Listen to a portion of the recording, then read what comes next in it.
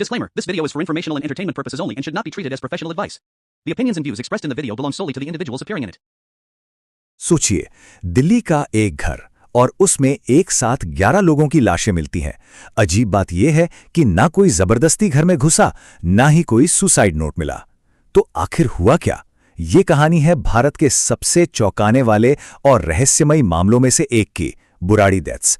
चलिए आज इस केस की परतों को खोलते हैं और समझते हैं कि आखिर उस रात हुआ क्या था।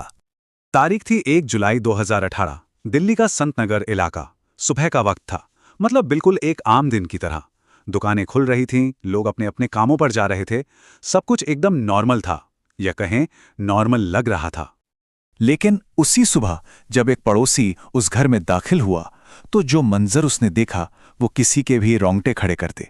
घर के अंदर लोहे की एक जाली से एक नहीं, दो नहीं, पूरी 10 लाशें लटकी हुई थीं और 11वीं लाश एक दूसरे कमरे में फर्श पर पड़ी थी।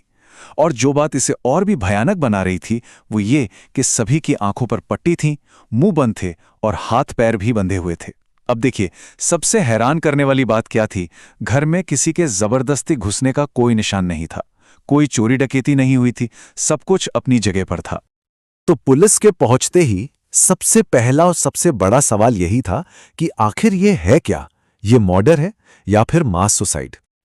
और यहीं पर आके ये केस पूरी तरह से उलझ गया। देखिए, अगर इसे मर्डर माने तो क्यों? कोई मोटिव ही नहीं था, घर से कुछ भी गायब नहीं था, कोई स्ट्रगल के निशान नहीं थे। और अगर इसे सुसाइड माने तो वो तो और भी नामुमकिन लग रहा था। मतलब एक पूरा का पूरा परिवार जिसमें बच्चे भी शामिल थे, वो ऐसा क्यों करेगा? और सबसे बड़ी बात, कोई सुसाइड नोट तक नहीं मिला। पुलिस हर एंगल से जांच कर रही थी, लेकिन मामला एक बंद गली में पहुंच चुका था। और तभी इस पूरी पहेली का पहला और बहुत ही अजीब सुराग मिला, घर के बाहर। वो सुराग था एक नंबर 11, और ये नंबर इस पूरे केस की कहानी बदलने वाला था। असल में घर की एक दीवार से बाहर की तरफ 11 प्लास्टिक के पाइप निकले हुए थे। अजीब बात यह थी कि इन पाइप्स का कोई काम नहीं था, मतलब कोई वाटर कनेक्शन नहीं, कुछ नहीं, बस यूं ही दीवार से बाहर निकले हुए थे।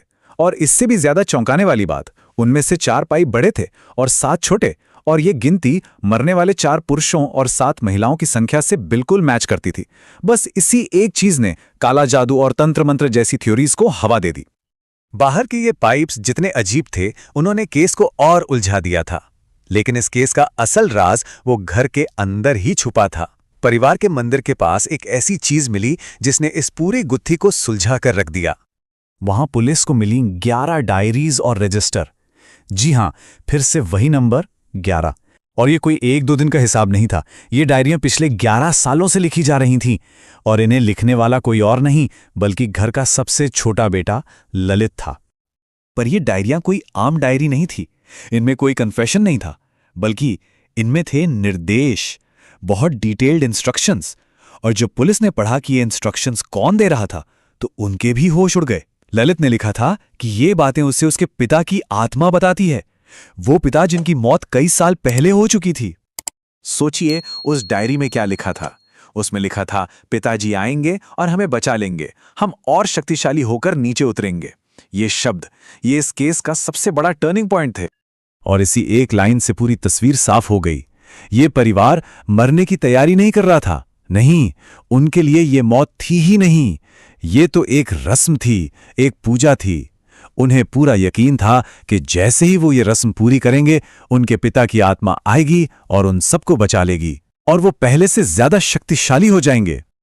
अब सवाल ये उठता है कि चलो ठीक है, ललित को ऐसा लगता था, लेकिन बाकी 10 लोगों ने, एक पूरे परिवार ने उसकी इस बात पर यकीन कैसे कर लिया? साइकोलॉजी में इसके लिए एक टर्म है, शेयर्ड साइकोसिस।